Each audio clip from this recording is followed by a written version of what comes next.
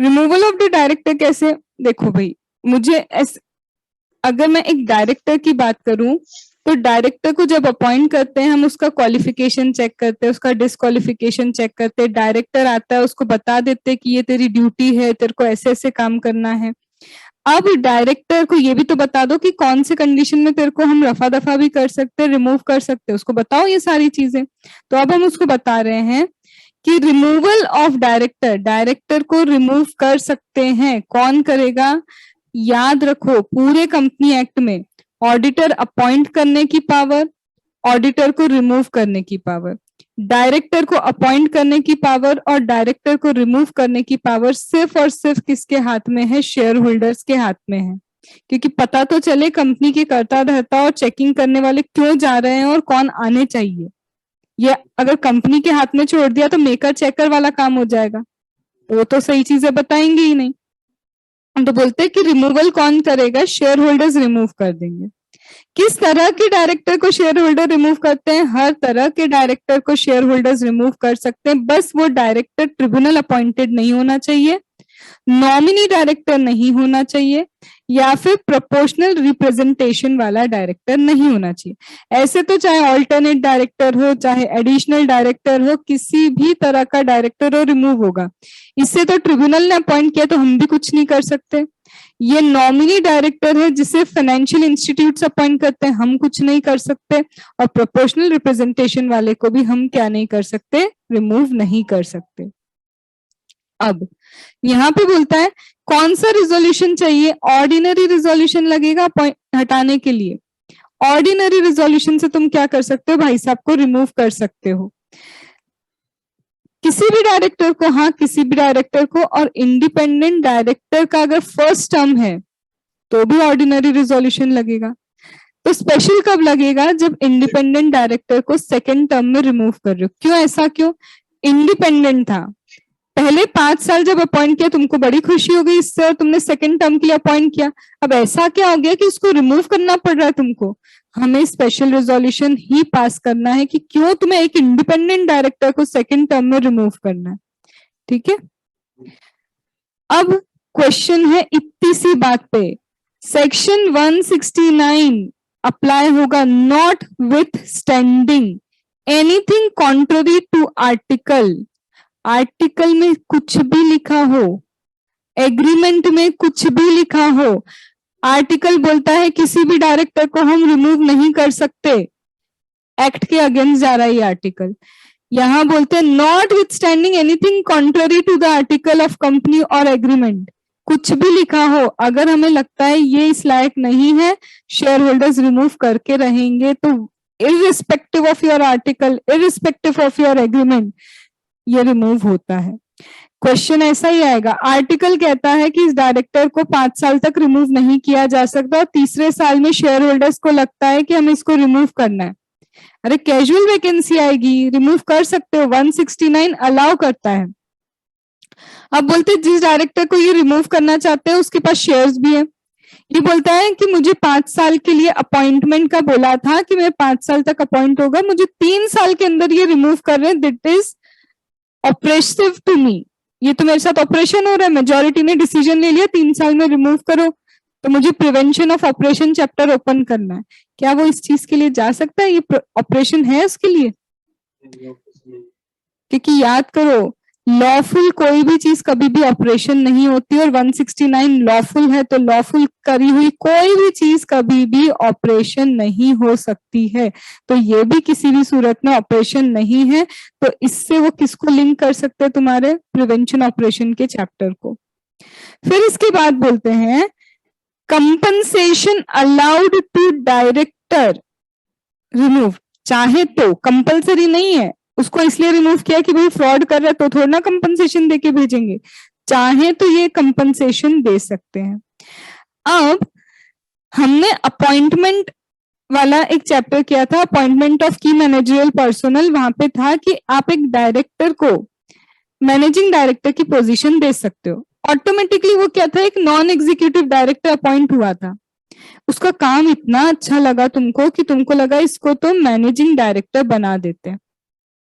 तो ऑलरेडी एक डायरेक्टर था, उसे भी मैनेजिंग डायरेक्टर बना सकते हो, या फिर हमारी मुलाकात हुई किससे, रतन टाटा जी से, उनको तुम सोचोगे कि पहले उनको नॉन एग्जीक्यूटिव बना के काम धंधा देख ले उनका, उनको तो ऑटोमेटिक तुम एक बार में मैनेजिंग डायरेक्टर ही बनाओगे। तो मैनेजिंग डायरेक्टर ऑलरेडी डायरेक्टर भी बन सकता है, या फिर आया हुआ डायरेक्टर, मतलब पहला वाला भी तुम्हारा मैनेजिंग की पोजीशन पे ही आ सकता है। अब ये बोलते हैं हमको ऐसा लगा, कैसा लगा भाई तुमको, कि ये जिस डायरेक्टर को हमने आज मैनेजिंग डायरेक्टर बनाया, ये नहीं यार संभाल नहीं पा रहा, नॉन एग्जीक्यूटिव काम ही अच्छा कर पा रहा था, मैनेजिंग तो नहीं हो रही उससे, तो हमने उसको किस पोजीशन से हटा दिया, मैनेजिंग डायरेक्टर की पोजीशन से हटा दिया। Still he is director, director अभी भी है। तो बोलते हैं कि अगर आप किसी भी डायरेक्टर को इस पोजीशन से हटा रहे हो, इसका मतलब ये नहीं कि 169 हो गया, आप पोजीशन से हटा रहे हो, पर इस डायरेक्टर को ही हटाओगे तब 169 आएगा। मतलब सपोज करो, यहाँ तो फिर नाम ही बदल देती हूँ मैं, नहीं तो डिसरिस्पेक्ट लगेगा मुझे। सपोज करो हमने सुंदर लाल को, वही हमारे जेठालाल के भाई को, भाई नहीं साला है वो, सुंदर लाल को हमने मैनेजिंग डायरेक्टर बनाया था, लग गया कि नहीं भैया नहीं हो पाएगा, उसको पूरी तरह से रिमूव करना 169 है।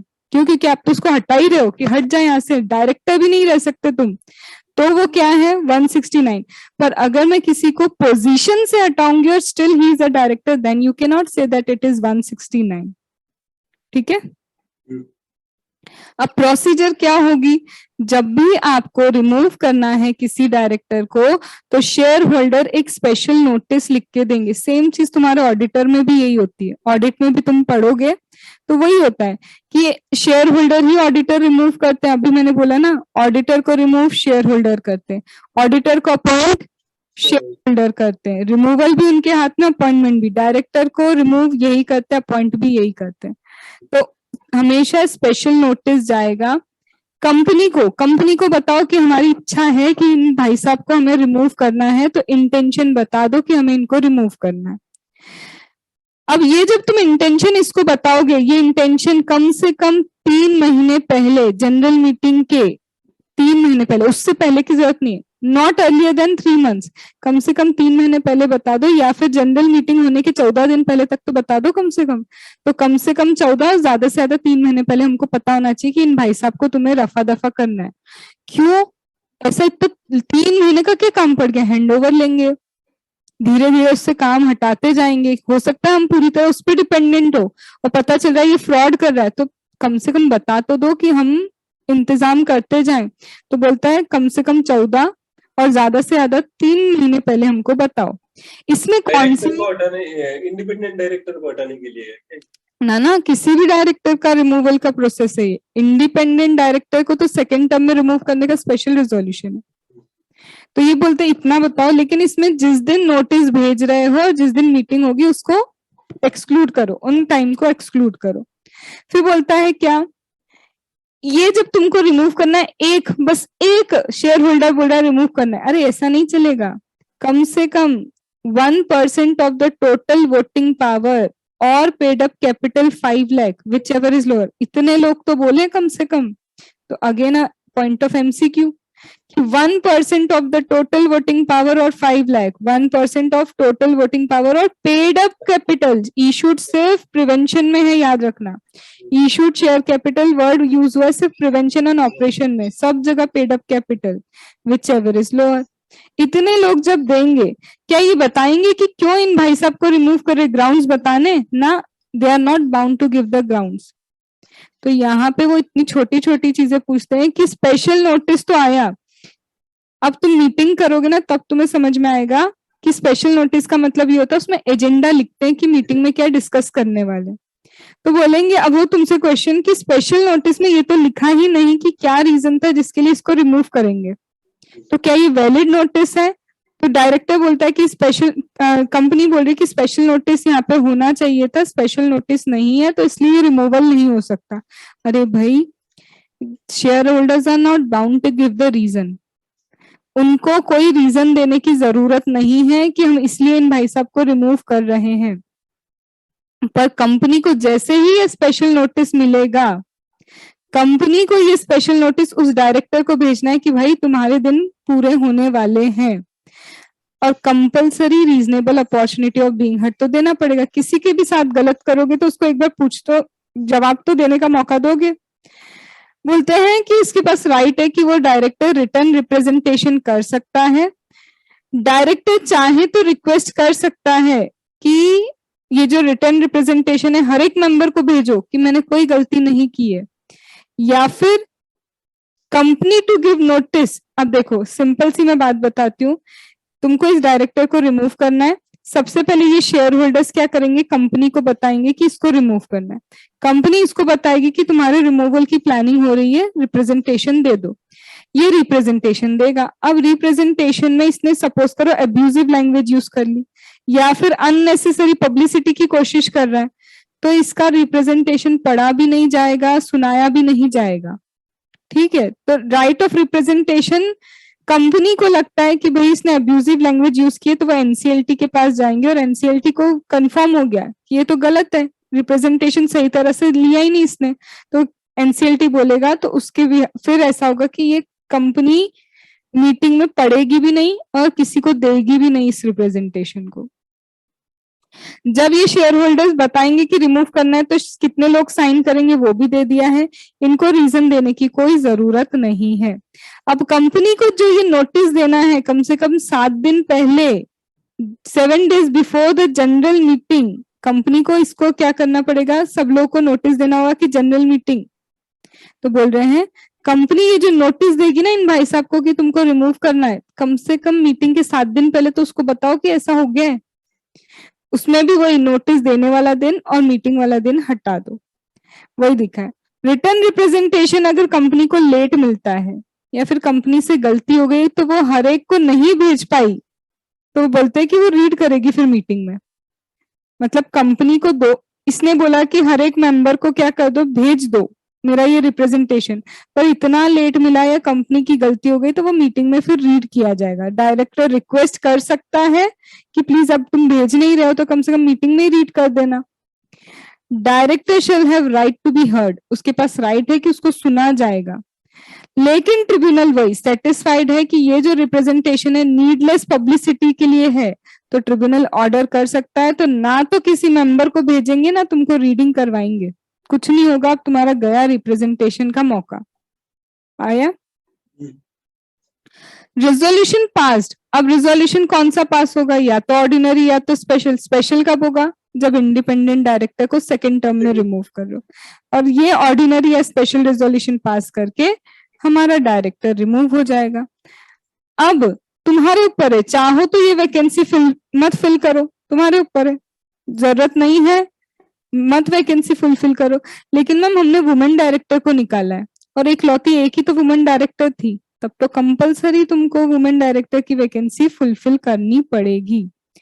अब हम चाहते हैं कि पर्सन जिसको भी निकाला उसकी जगह कोई और पर्सन आना चाहिए, तो अगर कोई और पर्सन आना चाहिए तो यहाँ पे बोलते हैं कि तुम किसी और को भी अपॉइंट कर सकते हो, तो बोलता है any person may be appointed, any other person may be appointed if director removed was appointed in general meeting.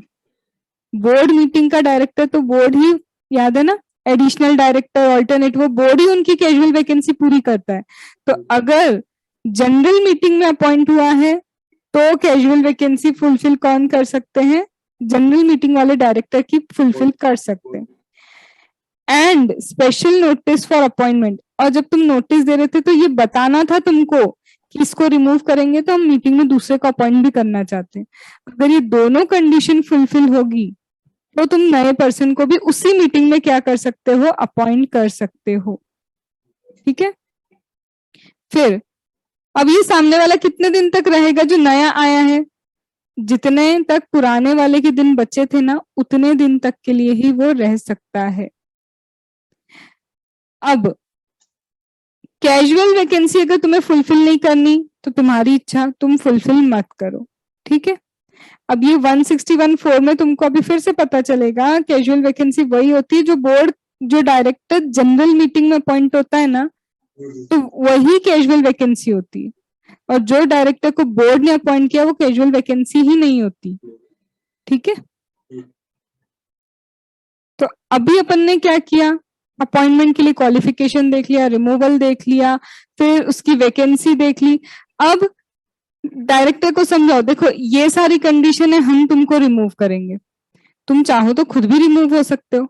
अब ये कौन सा पता है क्लस्टर चल रहा है निकलने का, पहले अपॉइंटमेंट की सारी बातें समझ ली, अब उसको निकालने की सारी बातें उसको समझा रहे कि एक बार हम भी निकाल सकते हैं, तुम चाहो तो तुम भी रिमूव हो जाना, किसने रोका है, रेजिग्नेशन हो सकता है तुम्हारा। अब रेजिग्नेशन का केस जहां जहां शेल है वो बहुत इंपॉर्टेंट है। बोलता है 168 रेजिग्नेशन ऑफ द डायरेक्टर। इच्छा हो तो रिजाइन करना, कंपलसरी तो हो नहीं सकता, ये लग रहा है काम नहीं हो रहा, रिजाइन कर जाना। लेकिन कंपलसरी लिख के देना कि हम रेजिग्नेशन करना चाहते हैं, हम रिजाइन होना चाहते हैं। मैम ओरल बोल के होगा क्या? नहीं होगा, कंपलसरी रिटर्न ही होना चाहिए। और ये नोटिस किसको दे दे? हमारे किसी कलीग को दे के चले जाए, दूसरे डायरेक्टर को, कि यार तू कंपनी को दे देना, नहीं, एड्रेस कंपनी को ही होना चाहिए और कोई थर्ड पार्टी नहीं चलेगी। क्यों ऐसा एड्रेस टू कंपनी? अभी पता चलेगा कि कंपनी को ही क्यों जाना चाहिए। चाहो तो रिजाइन करो, लिख के ही रिजाइन करना पड़ेगा, कंपनी को ही जाना चाहिए नोटिस, किसी थर्ड पार्टी को नहीं जाना चाहिए। क्या मैम डायरेक्टर को जरूरी रीजन देना? नहीं, डायरेक्टर की मर्जी, रिजाइन कर जाए, जरूरी नहीं है उसको रीजन देना। डायरेक्टर कंपनी को नोटिस देगा और चाहे तो आरओसी को भी लिख देगा कि मैं रिजाइन कर रहा हूं। तो डायरेक्टर की इच्छा है, चाहे तो कंपनी को देना, कि वो कंपल्सरी है, आरओसी को चाहे तो देगा 30 डेज के अंदर, रेजिग्नेशन के 30 दिन के अंदर बता देगा कि मैं जा रहा हूं, डिटेल रीजन देना है दे देगा, रेजिग्नेशन की कॉपी चाहे तो दे देगा, क्या लिखा है में। लेकिन कंपनी को जैसे ही नोटिस मिलता है कि ये भाई साहब जाना चाहते हैं, कंपनी को तो आरओसी को बताना ही पड़ेगा ना। तभी तो डायरेक्टरशिप, याद है 165 काउंट होना चालू होगी कि एक कम हुई, कंपनी को तो कंपलसरी बताना पड़ेगा कि गया ये यहाँ से। कंपनी के लिए कंपलसरी है आरओसी को रीजन देना कि क्यों गया, आरओसी को तो पता होना चाहिए। डायरेक्टर पे कोई कंपल्शन नहीं दिया है, लेकिन कंपनी पे ये कंपलसरी करा है कि तुमको बताना पड़ेगा कि क्यों गया वो, तुमने परेशान किया क्या, तो यहाँ पे फैक्ट्स दो। साथ ही साथ कोई वेबसाइट है तो वहां पे भी बता दो। तो यहाँ पे जैसे ही वो जाएगा, नेक्स्ट मीटिंग जो भी होगी उसमें ये मिनट्स वगैरह में इंक्लूड कर लेंगे कि हाँ भैया वो भाई साहब गए, ठीक है।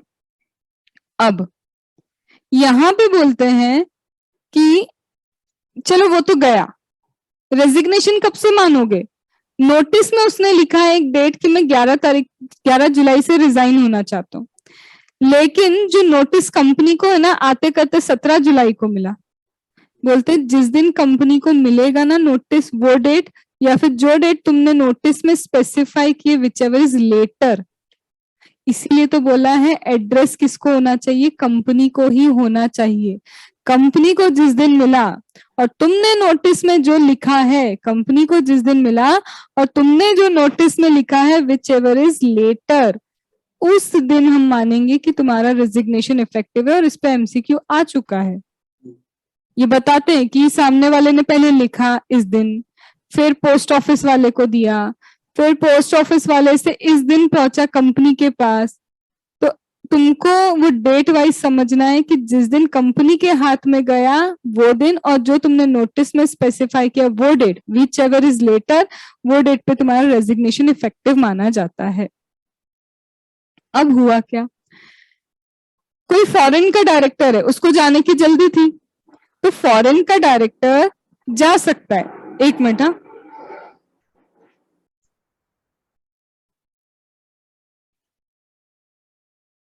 फॉरेन का डायरेक्टर, उसको इच्छा थी कि वो आरओसी को सब बता के जाए, पर वो तो चला गया। तो बोलते हैं वो किसी और रेसिडेंट डायरेक्टर को बोल सकता है कि उसकी जगह DIR 11 मतलब आरओसी को फाइलिंग कर देना। खुद नहीं कर सकता तो किसी रेसिडेंट डायरेक्टर को ही बोलना पड़ेगा, और कोई नहीं, किसी रेसिडेंट डायरेक्टर को, या फिर किसी CA CS या प्रैक्टिसिंग कॉस्ट अकाउंटेंट को बोलो। नॉन रेसिडेंट को नहीं बोल सकता, नहीं, रेसिडेंट या फिर ये प्रोफेशनल वालों को ही बोलना पड़ेगा तुमको। तो बोलता है क्या कंपनी ने एक्सेप्ट ही नहीं किया उसका रेजिग्नेशन? ओ भाई, कोई रिक्वायरमेंट ही नहीं है एक्सेप्टेंस की। ये सब जो मैंने पॉइंट्स लिखे ना क्वेश्चंस में है, उसी पे बेस्ड क्वेश्चन आया। तो भैया कंपनी पे कोई लाइबिलिटी नहीं है कि वो एक्सेप्ट करना है नहीं करना है, उसने दिया, ये चीज फुलफिल हुई और उसका resignation. Liability of director continue even after, सही है, जब वो डायरेक्टर था उसके कारण जो लाइबिलिटी आई वो तो उसके जाने के बाद भी कंटिन्यू रहेगी, भले ही रिजाइन कर जाओ। अब ऐसा हो गया मैम, सारे डायरेक्टर्स ने एक साथ रिजाइन कर दिया और हमारी कंपनी में प्रमोटर भी नहीं है, तो सेंट्रल गवर्नमेंट क्या करेगी, नेक्स्ट जनरल मीटिंग के लिए तुम्हारे डायरेक्टर्स असाइन करेगी। अब बोलता है कि मैम डायरेक्टर अगर सब रिजाइन कर जाएंगे तो कंपनी का डीएससी तो डीएक्टिवेट हो जाएगा। डीएससी डिजिटल सिग्नेचर सर्टिफिकेट तो डीएक्टिवेट हो जाएगा जब सारे के सारे डायरेक्टर चले गए। तो ऐसे केस में रजिस्ट्रार को DIR 11 फाइल कैसे की जाएगी? कर ही नहीं पाएंगे, क्योंकि DIR 11 तो डीएससी साइन करके होता है। अब जब सारे डायरेक्टर चले गए तो रजिस्ट्रार को अगर इन डायरेक्टर्स को DIR 11 देना है तो कैसे देंगे? साइन करने के लिए तो डीएससी है ही नहीं अब। तो ऐसे केस में बोलते हैं कि इनको क्या करना पड़ेगा, स्टेक होल्डर्स को, रजिस्ट्रार को रिक्वेस्ट करना पड़ेगा कि ऐसा ऐसा हो गया कि हम सब जा रहे हैं। तो फिर रजिस्ट्रार किसी एक डायरेक्टर को ऑथोराइज करेगा और उसके लिए सिर्फ सिग्नेचर क्या रहेगा, एक्टिवेट रहेगा। सिर्फ उसके लिए वो ऑथोराइज सिग्नेटर ही बनेगा, सिर्फ उसके लिए रहेगा। फिर वो सबके बिहाफ पे क्या कर सकता है, DIR 11 फाइल कर सकता है। आया? तो देखो क्लस्टर ये था, अपॉइंट करते वक्त क्या क्या चीजें देखनी है, फिर इसको निकाला जा सकता है और ये खुद भी निकल सकता है। रीजन देने के लिए लायबल बिल्कुल नहीं है। कंपनी भी ऐसा नहीं कि एक्सेप्ट करेगी, इसने बोल दिया तो कंपनी को जिस दिन मिला या जिस दिन डेट लिखी है नोटिस में, विच एवर इज लेटर पे मानना पड़ेगा कि गया वो। कंपनी के लिए कंपलसरी है कि उसको रीजन देना पड़ेगा। ठीक है, अब आते हैं अपन डायरेक्टर्स कितने टाइप के होते हैं। तो हमको पता है फर्स्ट डायरेक्टर होता है, वुमेन डायरेक्टर होता है, रेसिडेंट डायरेक्टर होता है, स्मॉल शेयर होल्डर डायरेक्टर होता है, फिर तुम्हारा additional, alternate, nominee, independent director होता है। तो अब क्लस्टर कौन सा चालू हो रहा है अपना, टाइप ऑफ डायरेक्टर। ठीक है, तो ये सारा क्या चल रहा है, टाइप ऑफ डायरेक्टर। फिर इसमें वही थोड़े बहुत कौन से रजिस्टर ये वो क्या मेंटेन करने, वो सारे नाटक चालू जाएंगे इनके। तो अब अपन करते हैं टाइप ऑफ डायरेक्टर। सबसे पहला तो बहुत इजी, इसको इतने डिटेल में नहीं जाना चाहिए, बट मैंने जो लिखा है पूरा अपन समझ लेते हैं। पहला डायरेक्टर हर कंपनी को, चाहे प्राइवेट हो चाहे पब्लिक हो, अगर उसके आर्टिकल में लिखा है, जो नाम लिखे वही फर्स्ट डायरेक्टर बनेंगे। मैम आर्टिकल में कुछ भी नहीं लिखा है, आर्टिकल में कुछ भी नहीं लिखा है तो रेगुलेशन नंबर 60, ये इतना डिटेल में मत जाना, ये तुमको कभी पूछेंगे भी नहीं, पर रेगुलेशन नंबर 60 में लिखा होगा। बोलते हैं कि अगर आर्टिकल में नाम लिखा है तो वही डायरेक्टर।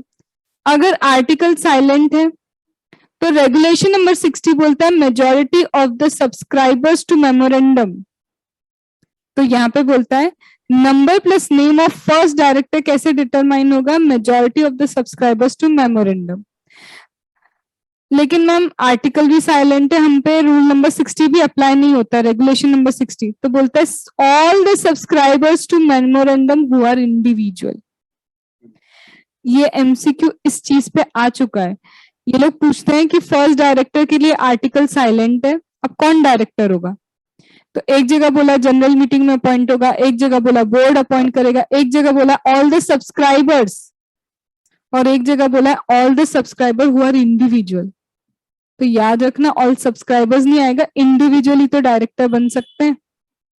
ठीक है, अब बोलते हैं कभी ऐसा हुआ कि हमारे सब्सक्राइबर्स, तो देखो इंडिविजुअल होना जरूरी नहीं है, subscribers to the memorandum need not be only individual, वो तो बॉडी कॉर्पोरेट भी हो सकते हैं।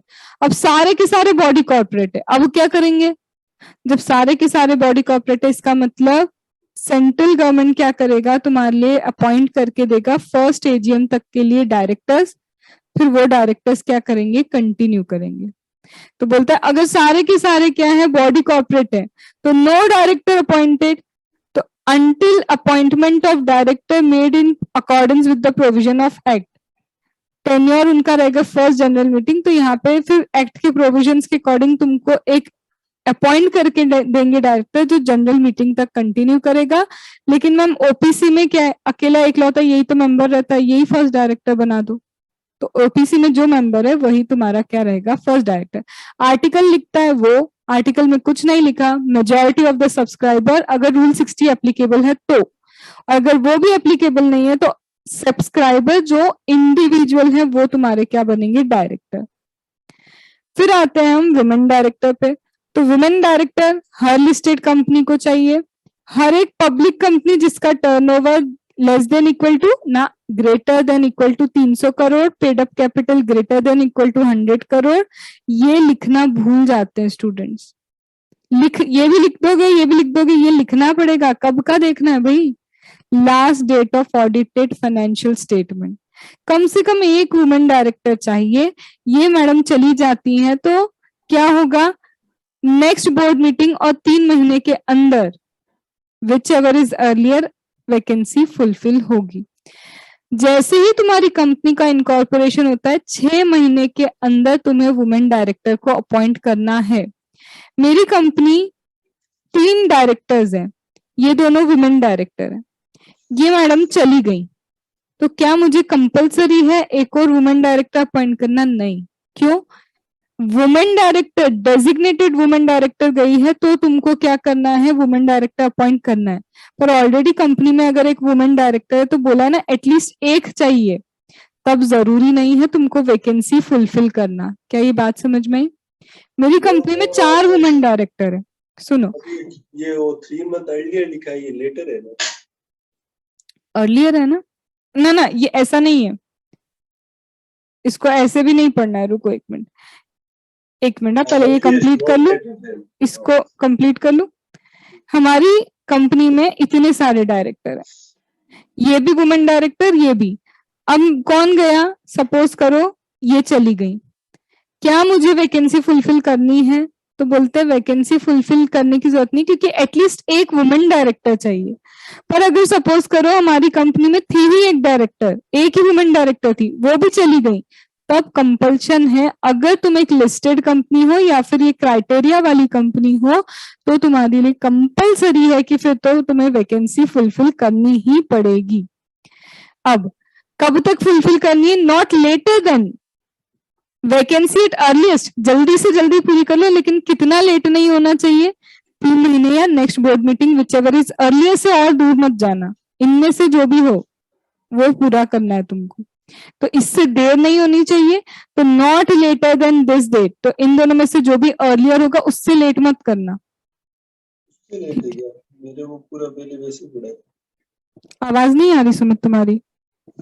ये मतलब नेक्स्ट बोर्ड मीटिंग और 3 मंथ अर्लीस्ट हो गया, जो भी पहले हो उस पे बैठा पड़ेगा। Vacancy at earliest but not later than this, जल्दी से जल्दी जितना पूरा हो जाए वो तो बहुत ही अच्छा है, पर इससे लेट नहीं होना चाहिए। हाँ, इससे लेट नहीं होना चाहिए।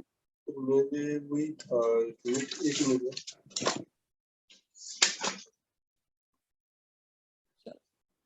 सो इट वुड बी लेटर, जल्दी से जल्दी तो करो बट इससे क्या नहीं होना चाहिए, लेट नहीं होना चाहिए। तो इसको करेक्शन कर लेना, उसमें कर लेना है ना सुमित जब प्रिंट निकालो।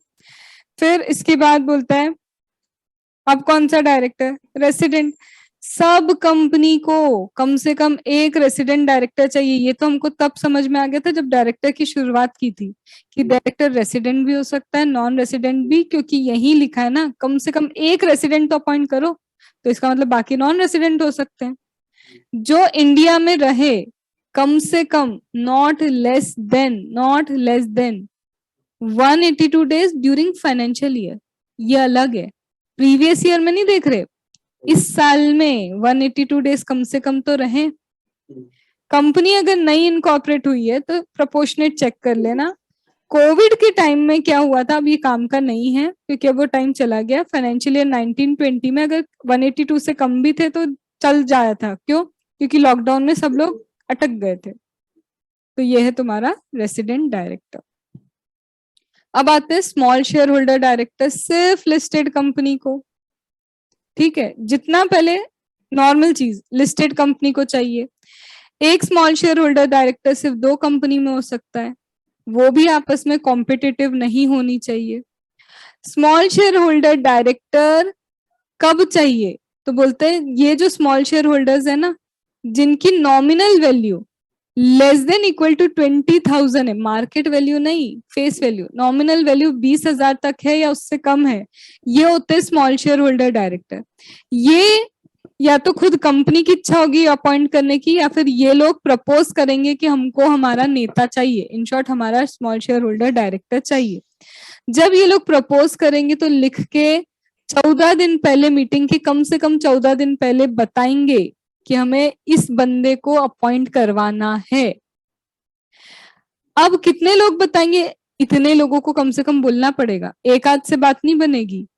स्मॉल शेयर होल्डर डायरेक्टर वो जिनकी नॉमिनल वैल्यू इतनी है, ये कितने इकट्ठे होना चाहिए, या तो 1000 या फिर 1/10 of the small share holder which ever is lower, इतने लोग होने चाहिए जो कम से कम जनरल मीटिंग के 14 दिन पहले बताएंगे कि इस बंदे को प्रपोज करते हैं हम, या फिर खुद कंपनी अपनी इच्छा से क्या करेगी, अपॉइंट करेगी। जब ये नोटिस लिखेंगे तो वो नोटिस हर स्मॉल शेयर होल्डर डायरेक्टर जो प्रपोज कर रहा है सब साइन करेंगे। उसमें क्लियरली स्पेसिफाई किया होगा कि किस कैंडिडेट को आप अपॉइंट करना चाहते हो। जरूरी नहीं है कि इस कैंडिडेट को भी शेयर होल्डिंग रखनी होगी, इसके पास एक शेयर भी नहीं है तो भी ये स्मॉल शेयर होल्डर बन सकता है। लेकिन अगर तुम्हें प्रपोज करना है स्मॉल शेयर होल्डर डायरेक्टर, तो कम से कम 20,000 या उससे कम नॉमिनल वैल्यू के शेयर्स तुम्हारे पास होना चाहिए, मतलब तुम शेयर होल्डर तो हो तभी तो प्रपोज कर पाओगे। तो डायरेक्टर का शेयर होल्डर होना कंपलसरी नहीं है तो भी चलेगा, नहीं है तो भी चलेगा। उसका नाम लिखना, उसका एड्रेस बताना, कितने शेयर्स हैं उसके पास वो बताना, अगर है तो फोलियो नंबर बताना। पर अगर उसके पास कोई शेयर नहीं है तो सिर्फ नाम एड्रेस बताना, मत बताओ number of shares, folio number, ठीक है। दिन वगैरह उसका दे देना, स्टेटमेंट देना कि हाँ वो डिस्क्वालीफाई नहीं है और उसका कंसेंट है कि वो अपॉइंट होना चाहता है एज अ डायरेक्टर। तो डिस्क्वालिफिकेशन का स्टेटमेंट कि नहीं है डिस्क्वालिफाइड, उसके पास डिन है और कंसेंट भी दे रहा है कि मुझे अपॉइंट होना है।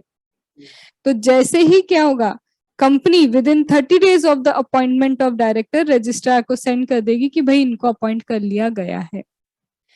ये जो स्मॉल शेयर होल्डर डायरेक्टर है ये इंडिपेंडेंट डायरेक्टर भी बन सकता है, और अगर इंडिपेंडेंट डायरेक्टर इसको बनाओगे तो इसे डिक्लेरेशन देना पड़ेगा कि मैं इंडिपेंडेंट हूं। कब देगा, फर्स्ट बोर्ड मीटिंग जैसे ही होगी तब, हर फाइनेंशियल ईयर की बोर्ड मीटिंग में, और जब जब सर्कमस्टेंस चेंज होते हैं तब तक उसको देना ही पड़ेगा।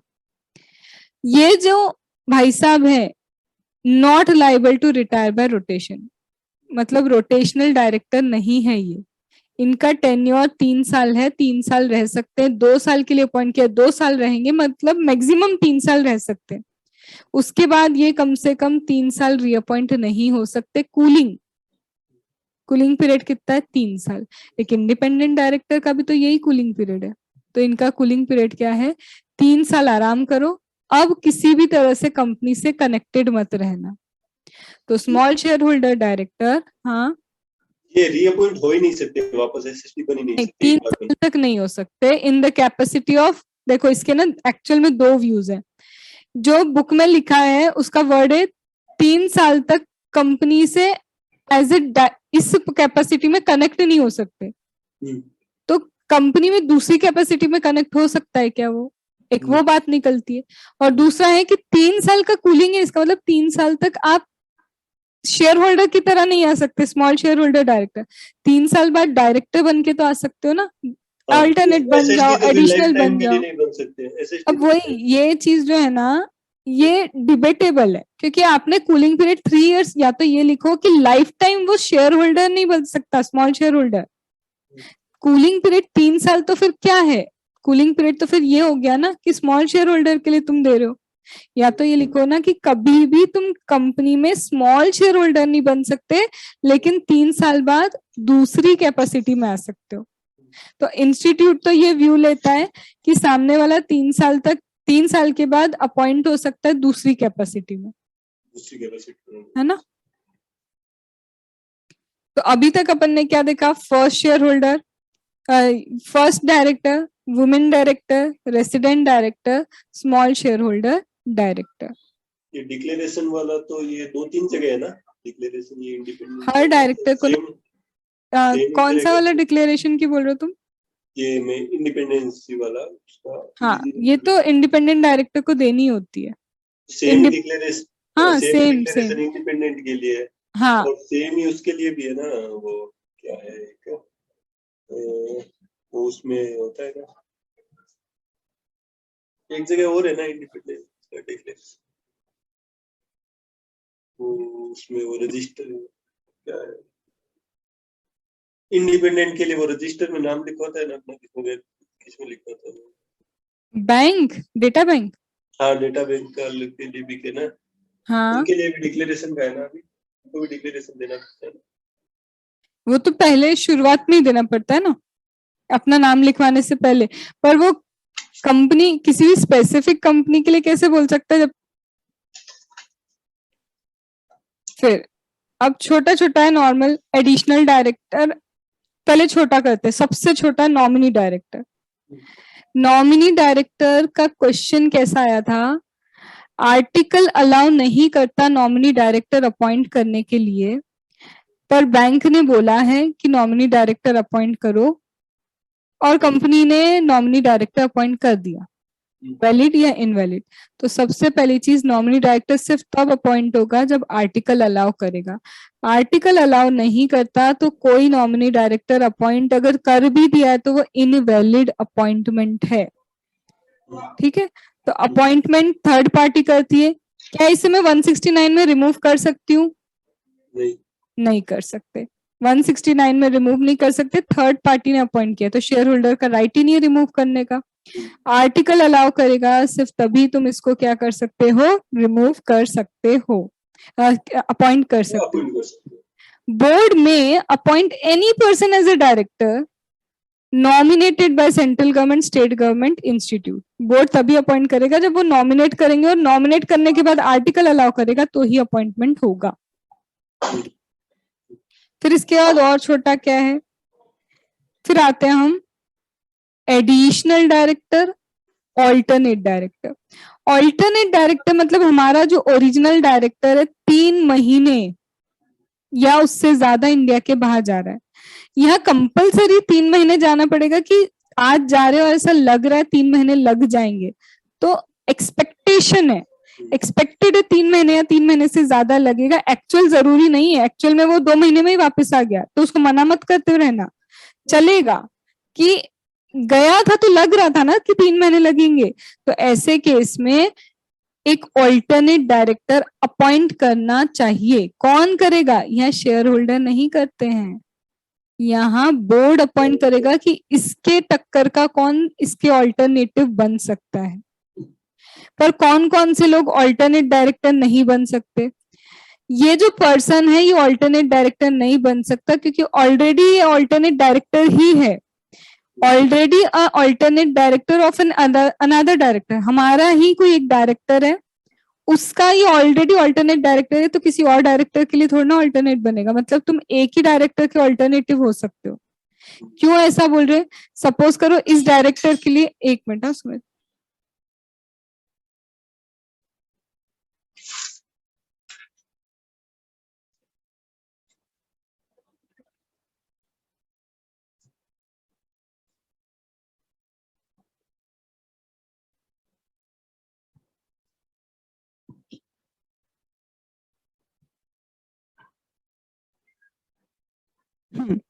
यहाँ पे बोलते हैं कि सपोज करो इस पर्सन की जगह मैंने इसको एक ऑल्टरनेट डायरेक्टर बना दिया, और मैं किसी और पर्सन के लिए भी इसी को ऑल्टरनेट डायरेक्टर बना दूं।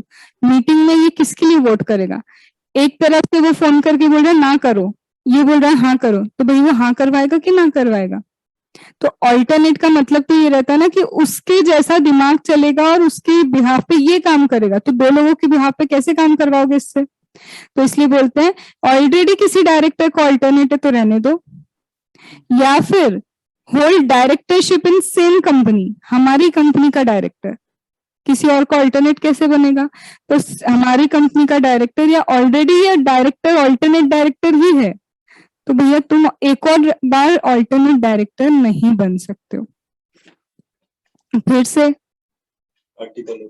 आर्टिकल बोलेगा तो आप यहाँ पे क्या कर सकते हो, इसे ऑल्टरनेट डायरेक्टर बना सकते हो।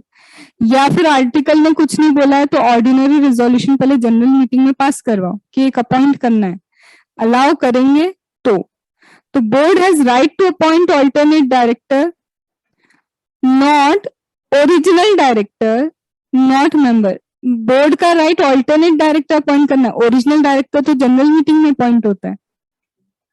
या समझ में आया? डायरेक्टर को तो जनरल मीटिंग में अपॉइंट करेंगे, पर इसके बिहाफ पे किसी को अपॉइंट करना है तो उसकी पावर बोर्ड के पास है, मेंबर्स के पास नहीं है। फिर इसकी बात बोलते हैं किस मोड में अपॉइंट कर सकते हैं। बोर्ड रेजोल्यूशन पास करेगा बोर्ड मीटिंग में, बोर्ड सर्कुलर रेजोल्यूशन भी चल सकता है, कोई दिक्कत नहीं। किसी भी मोड में तुम रेजोल्यूशन पास करके इन भाई साहब को अपॉइंट कर सकते हो। इनका टेन्योर क्या रहेगा, सामने वाला या तो इंडिया वापस आ जाए या फिर उसका पीरियड एक्सपायर हो जाए। सामने वाले को हमने निकाल दिया डायरेक्टर से तो ये ऑटोमेटिकली इनका टेन्योर भी खत्म हो जाएगा। ठीक है, यहाँ क्या प्रोविजन फॉर ऑटोमेटिक रीअपॉइंटमेंट है, यहाँ कुछ नहीं है। एक बार टेन्योर खत्म हुआ तो अल्टरनेट डायरेक्टर फिर से अपॉइंट नहीं होता है, रीअपॉइंट ऑटोमेटिक अपॉइंटमेंट यहाँ पे अप्लाई नहीं होता है। ओरिजिनल पे अपॉइंट होता है, ऑल्टरनेट पे अपॉइंट नहीं होता है। अगर मैम तुम्हारा ओरिजिनल डायरेक्टर इंटरेस्टेड है किसी कॉन्ट्रैक्ट में एंड डज नॉट मेक 184, मतलब 184 में डिस्क्लोजर करना होता है जो अभी अपन मीटिंग वाले चैप्टर में देखेंगे। तो अगर उसको 184 में डिस्क्लोजर करना था, उसने नहीं किया, तो जैसे ओरिजिनल डायरेक्टर को 184 में डिस्क्लोजर करना होता है, वैसे ऑल्टरनेट को भी सेम, जैसा तुम्हारा लाइबिलिटी ओरिजिनल की ना सारी चीजें ऑल्टरनेट को भी वैसी ही करनी पड़ेगी। और अगर उसने नहीं किया डिस्क्लोजर तो 167 याद करो, वैकेंसी आ जाएगी। उसकी वैकेंसी आई तो इन भाई साहब की भी वैकेंसी आएगी। हर एक कंपनी को अपॉइंट करना अलाउ है। वैकेंसी होगी, अभी पढ़ा ना, वैकेंसी हो सकती है इसकी। कंसेंट जरूरी है, ऑल्टरनेट को भी अपॉइंट करना चाहते हो तो कंसेंट नीडेड है। यहां तक सुमित करके रखना, कल हम डायरेक्टर को क्लोज कर लेंगे। ठीक है, then we will start up with meetings.